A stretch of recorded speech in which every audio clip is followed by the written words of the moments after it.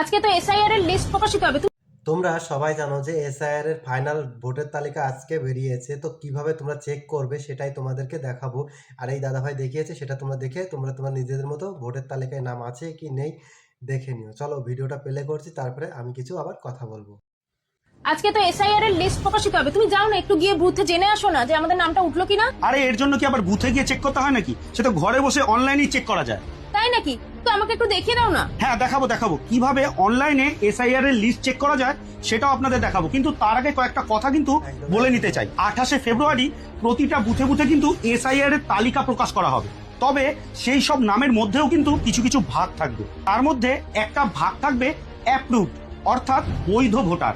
যেমন আমার নাম পল্লব ঘোষ, তো আমার নামের পাশে লেখা থাকতে পারে অ্যাপ্রুভড, অথবা কোনো অ্যাপ্রুভড হেডার দিয়ে তার নিচেও কিন্তু আমার নাম লেখা থাকতে পারে। অর্থাৎ কোনো বুথে যদি 1100-1200 ভোটার থাকে, তাহলে সমস্ত ভোটারের তালিকা কিন্তু সেখানে প্রকাশিত হবে।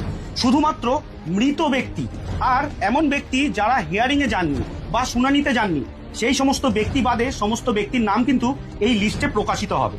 এবারে তুমি বুথে গিয়ে দেখলে যে তোমার লিস্টে নাম আছে, আর তুমি সেটা দেখেই নাচতে নাচতে চলে এলে, এমনটা করলে কিন্তু হবে না। তোমাকে ভালো করে দেখতে হবে যে অ্যাপ্রুভ লিস্টে তোমার নাম আছে কিনা।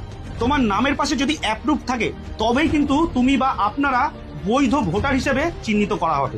এছাড়াও আরো একটা বিষয় দেখতে হবে, অ্যাডজুডিকেশন বা জুডিকাল প্রসেস, অর্থাৎ তোমার বা আপনার নাম 60 লক্ষের মধ্যে রয়েছে, আর এই 60 লক্ষ বিচার করছেন বিচার বিভাগ, তাই সেটা অ্যাডজুডিকেশন বা জুডিকাল প্রসেস এই রকম ভাবে লেখা থাকবে।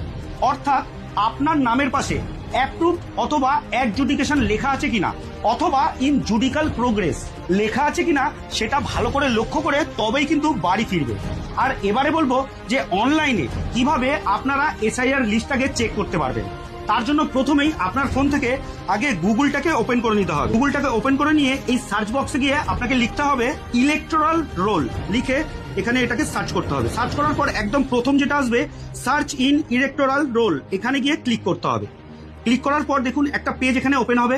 এবার এখানে দেখো সার্চ বাই এপিক নাম্বার, তারপরে আছে search by details, search by mobile number.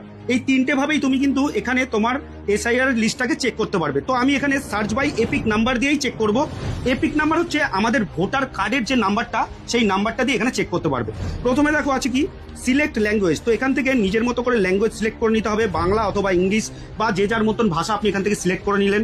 তারপরে আসছে ইয়োর এপিক নাম্বার, আপনার ভোটার কার্ডের যে নাম্বারটা আছে সেই এপিক নাম্বারটা এখানে বসিয়ে দেবেন। এখানে বসিয়ে দেওয়ার পরে তারপরে আছে সিলেক্ট স্টেট, তো এখান থেকে আমরা ওয়েস্ট বেঙ্গল সিলেক্ট করে নেবো, কারণ ওয়েস্ট বেঙ্গলেই এসআইআর হচ্ছে। সিলেক্ট করে নেওয়ার পর দেখুন একদম নিচে একটা ক্যাপচা আসছে, এই ক্যাপচাটাকে সুন্দরভাবে দেখে দেখে সঠিকভাবে এই ক্যাপচার জায়গায় ফিল আপ করে দিতে হবে। দিয়ে সার্চ করলেই আপনার যে লিস্ট আছে সেই লিস্টটা কিন্তু আপনার সামনে অটোমেটিক্যালি চলে আসবে অনলাইনে। তো বুঝতে পারলে কিভাবে অনলাইনে তুমি সার্চ করতে পারবে। তো আপনারাও এইভাবেই কিন্তু অনলাইনে সার্চ করে বাড়িতে বসেই আপনাদের এসআইআর লিস্ট চেক করতে পারেন। যদি ভিডিওটা ভালো লাগে থাকে, অবশ্যই গুরুত্বপূর্ণ ভিডিও অন্য কাউকে দেখার সুযোগ করে দেবে, আর বেশি বেশি করে শেয়ার করো। আর এরকম তথ্য জানার জন্য আমার চ্যানেলটাকে অবশ্যই ফলো করে রাখবে। টাটা।